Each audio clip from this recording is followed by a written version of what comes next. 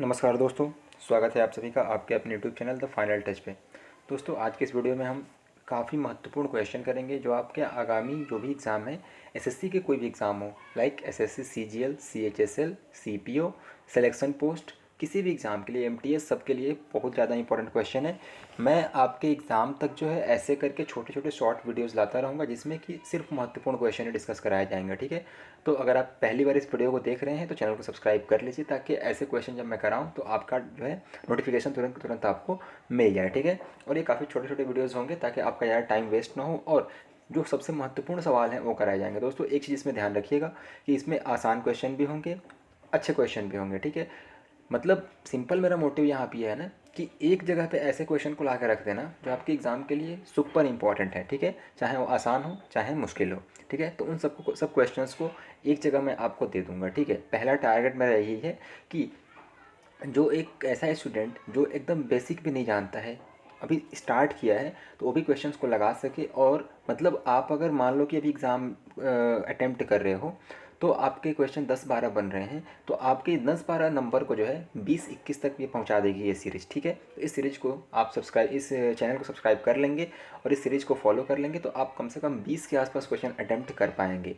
और जब हम एक अच्छे खासे क्वेश्चन को कर चुके होंगे, फिर उसके बाद मैं ऐसे क्वेश्चन कराऊंगा जो आपको 20 से 25 क्वेश्चन के रेंज में लेकर जाएगी। मतलब ये कि 20 क्वेश्चन तो नॉर्मल होते हैं, बाकी के जो 5 क्वेश्चन होते हैं वो हार्ड होते हैं। तो उन क्वेश्चन को भी करने के लिए मैं आपको बताऊंगा, लेकिन अभी मेरा टारगेट है कि जो सबसे ज़्यादा महत्वपूर्ण क्वेश्चन है उन क्वेश्चन को आप तक डिलीवर कर दिया जाए। ठीक है, चलिए तो आज का ये वीडियो शुरू करते हैं। देखते हैं पहला क्वेश्चन क्या है हमारा। तो क्वेश्चन ये दिया हुआ है कि in triangle A B C D and E are the mid point of sides B C and A C respectively if A D is equal to 10.8 and B E is equal to 14.4 centimetre and A D and B E intersect at G at a right angle. ठीक है, ये ध्यान देना, at a right angle, then area of triangle A B C पूछ रहा है। ठीक है, क्वेश्चन समझ में आ गया होगा आई होप। सिंपल ये बोला है कि एक triangle A B C D है, डी और ई जो है उसके मिड पॉइंट है, मध्य बिंदु हैं, जो कि बी सी और ए ई को डी और ई पे काटते हैं। ठीक है, इफ़ ए डी का लेंथ दिया हुआ है 10.8 सेंटीमीटर, बी ई का 14.4 सेंटीमीटर और ए डी और बी ई जो है राइट एंगल पे इंटरसेक्ट करते हैं। ठीक है, और वो पॉइंट का नाम दिया हुआ है जी। ठीक है, तो बोला है कि triangle A B C D का एरिया बताइए। ठीक है, अब आप समझ गए होंगे कि ये क्वेश्चन क्या पूछना चाह रहा है। अगर आपने पहले थोड़ा बहुत पढ़ाई किया होगा, नहीं समझे हैं तो आप समझ जाएंगे। ऐसे क्वेश्चन आपके एग्ज़ाम में अक्सर दिखते रहते हैं। देखिए, करते हैं इस क्वेश्चन को। ये हमारा एक ट्रायंगल हो गया ए बी सी। ठीक है, क्या बोला है कि डी और ई जो है मिड पॉइंट है किसके, बी सी और ए सी के। डी और ई मिड पॉइंट है। ठीक है, अब मैंने इनको मिला दिया।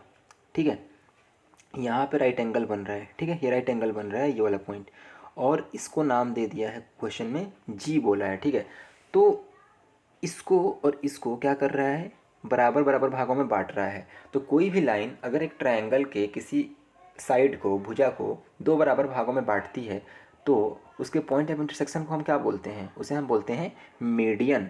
ठीक है, पॉइंट ऑफ इंटरसेक्शन को क्या बोलते हैं, सॉरी, उसके पॉइंट ऑफ इंटरसेक्शन को हम क्या बोलते हैं, सेंट्रॉइड बोलते हैं। ठीक है, सेंट्रॉइड। और मीडियन क्या होती है, मीडियन इसको दो बराबर बराबर भागों में काटेगी। मतलब हम ये बोल सकते हैं कि जो मीडियंस का पॉइंट ऑफ इंटरसेक्शन होता है वो क्या होता है, सेंट्रॉइड होता है। सिर्फ इस क्वेश्चन को सॉल्व नहीं करना है, जो मैं कॉन्सेप्ट बता रहा हूँ उसको भी ध्यान देना है आपको कि जो मीडियंस होते हैं उनके पॉइंट ऑफ इंटरसेक्शन को हम क्या बोलते हैं, सेंट्रॉइड बोलते हैं। पहला कॉन्सेप्ट। ठीक है, यानी कि एक मीडियन एक ट्रायंगल को दो बराबर भागों में बांट रही है अगर, मतलब वो क्या है और उसका पॉइंट ऑफ इंटरसेक्शन क्या हो जाएगा, सेंट्रॉइड हो जाएगा। ठीक है, मीडियंस का पॉइंट ऑफ इंटरसेक्शन होता है सेंट्रॉइड। दूसरी बात ये याद रखनी है कि अगर एक ट्रायंगल मान लो यहाँ पे आपको दिया हुआ है और इनके मीडियंस है ये, और ये पॉइंट जी है। ठीक है, जी क्या है, उसका सेंट्रॉइड है। तो ये ट्रायंगल को 6 बराबर बराबर भागों में बांटती है, यानी ये पॉइंट, ये और ये, इन सब का एरिया क्या होगा, बराबर होगा। ठीक है, अगर ये पूरा 6 है, मान लो इसका पूरा एरिया 6 यूनिट है, तो ये सबका एरिया एक एक यूनिट हो जाएगा। आई होप ये क्लियर हो गया होगा आपको। अब यहाँ से एक चीज़ मैं आपको और बता दे रहा हूँ, काफ़ी इंपॉर्टेंट चीज़ है, ध्यान रखना है। ये जो मीडियंस हैं, ठीक है, मीडियंस पॉइंट जी पे मिल रही हैं, तो इनका जो लेंथ का जो रेशियो होता है 2:1 मान लो कि होता है। मान लो ये ए है, ये जी है और ये मान लो डी है, तो बोलेगा अगर AG रेशियो GD क्या हो जाएगा 2:1। वैसे ही मान लो यहाँ B रहता, यहाँ क्या रहता E रहता, और यहाँ C रहता, यहाँ F रहता, तो BG ratio EG BG ratio GE बराबर क्या हो जाता 2:1। वैसे ही CG रेशियो GF बराबर क्या हो जाता 2:1।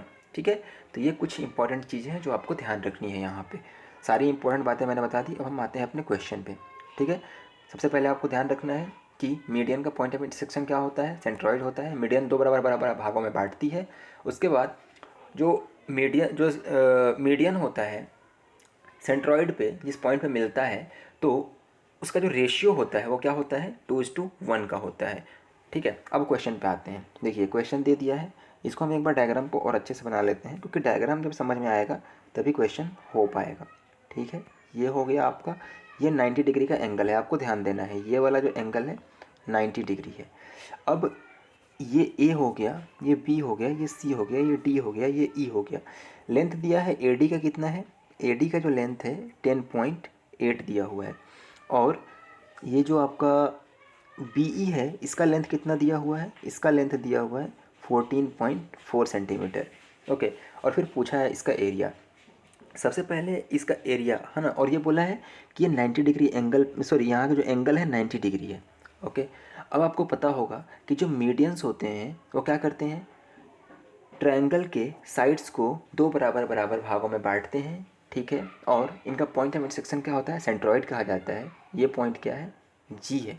ठीक है, अगर मैं यहाँ से एक लाइन और बना दूंगा तो अब ये क्या होगा, इस सब का एरिया क्या होगा, इसका इसका इसका इसका और इसका और इसका, 6 बराबर बराबर भागों में बांट देगा इसको। ठीक है, अब हमने ये देख लिया। अब आते हैं अपने क्वेश्चन पे। हम देखिए ये जो पूरा लेंथ है कितना दिया हुआ है, ये दिया हुआ है 14.4। और हमने अभी पढ़ा कि जो मीडियन होता है, जो सेंट्रॉइड G है, इसके बीच का यानी BG और GE का रेशियो क्या होगा, BG और GE का रेशियो हो जाएगा 2:1। ठीक है, 2:1 यानी ये 2 होगा तो ये 1 होगा। ठीक है, तो अगर हम यहाँ से देखें तो 2 और 1 कितना हो जाएगा 3। 3 यूनिट की वैल्यू कितनी दी गई है 14.4 सेंटीमीटर। तो 1 यूनिट की वैल्यू कितनी हो जाएगी 4.8 सेंटीमीटर। ठीक है, हमें निकालना क्या है, हमें निकाल लेना है इसको, BG के लेंथ को निकाल देना है। तो BG बराबर कितना हो जाएगा, BG इज इक्वल टू, देखो ये 2 होगा ना, 2 यूनिट होगा ना, तो 2 इंटू 4.8 कर देंगे। तो 2 इंटू 4.8 कितना हो जाएगा 9.6 सेंटीमीटर। वैसे ही अगर हम AD की बात करें तो ये 2:1 में डिवाइड करेगा, और यहाँ पे हमें इसको निकालना है। ठीक है, तो अगर 2:1 यानी 3 यूनिट की वैल्यू दी गई है कितनी 10.8 सेंटीमीटर, तो 1 यूनिट की वैल्यू कितनी हो जाएगी 3 3 जा 9, 3 6 जा 18, 3.6 सेंटीमीटर। तो ये हो गया GD इज इक्वल टू हो गया 3.6 सेंटीमीटर। ओके, अब हम इस ट्रायंगल का जो है एरिया निकाल लेते हैं, किसका BGD का। ठीक है, BGD का हम क्या कर लेते हैं, एरिया निकाल लेते हैं। तो ये एक राइट एंगल ट्रायंगल है, आपको पता है यहाँ पे जो एंगल है 90 डिग्री का है। मैं कलर चेंज कर देता हूँ ताकि आपको क्लियर दिखे। ठीक है, तो देखो ये जो एंगल है कितना है 90 डिग्री का है। इसका हमने लेंथ निकाल लिया कितना 3.6 सेंटीमीटर, इसका हमने लेंथ निकाल लिया कितना 9.6 सेंटीमीटर। अब इसका एरिया निकाल लेते हैं। तो एरिया क्या हो जाएगा, राइट एंगल ट्रायंगल का area 1.2 into perpendicular into base, तो 9.6 इंटू 3.6 हो जाएगा। ठीक है, 9.8 इंटू 9.6 इंटू 3.6 हो जाएगा। अब हम क्या करेंगे, ये इसका निकल गया। अब हमें क्या करना है ना कि पूरे ट्रायंगल का एरिया निकालना है। तो मैंने यही बताया था कि ये इसको 6 बराबर बराबर हिस्सों में बांटेगा, तो हमें पूरे ट्रायंगल का एरिया निकालना है, तो इसको 6 से मल्टीप्लाई कर देंगे। ठीक है, तो ये जो होगा ये सिर्फ एक ट्रायंगल का एरिया हो गया, और 6 से गुणा कर दिए तो पूरे ट्रायंगल का एरिया निकल गया। इसको सॉल्व कर दिया तो 2 3 जा 6। अब आप जो है यहाँ से क्या कर सकते हैं कि यूनिट डिजिट का कॉन्सेप्ट लगा करके इस क्वेश्चन का आंसर निकाल सकते हैं। कैसे, देखिए 6 इंटू 3 कितना होगा 18, 8 आया, और 8 को 6 में मल्टीप्लाई करेंगे तो कितना आएगा, लास्ट में 8 आएगा। ऑप्शन अगर आप चेक करेंगे तो लास्ट में 8 किस ऑप्शन में दिया है, सिर्फ इसमें दिया है, तो आपका करेक्ट आंसर हो जाएगा। बाकी हम सॉल्व भी करके देख लेते हैं। देखिए इसको अगर हम करते हैं तो 3 इंटू 3.6 कितना हो जाएगा, ये हो जाएगा 10.8। 10.8 इंटू 9.6 आप कर लीजिए, ठीक है। तो कितना आ जाएगा, अगर आप 10 को 9.6 से करेंगे तो कितना हो जाएगा, 96 होगा, ठीक है। अब 9.6 का मल्टीप्लिकेशन 0.8 से कीजिए, कितना हो जाएगा, 8 छके 48 और 8 नवा 72 और 4 कितना हो जाएगा, 8 नवा 72 और 4 76, ठीक है। और 0.2 स्थान पे लगा देंगे तो 7.68, तो यहाँ पे 7.68 लिख दीजिए, इसको जोड़ दीजिए, 8 6 7 6 13 9 और 1 10, 103.68 सेंटीमीटर स्क्वायर जो है आपका आंसर आ जाएगा। दोस्तों उम्मीद करता हूँ आपको क्वेश्चन समझ में आया होगा। हर एक बात को मैंने काफ़ी डिटेल में समझाया है और इस एक क्वेश्चन के माध्यम से आपको 2-3 कॉन्सेप्ट समझाने की कोशिश करा है, ठीक है। दोस्तों उम्मीद करता हूँ आपको पसंद आया होगा, वीडियो पसंद आया होगा तो लाइक ज़रूर कर दीजिएगा। मिलते हैं अगले वीडियो में, तब तक पढ़ते रहिए, आगे बढ़ते रहिए। जय हिंद।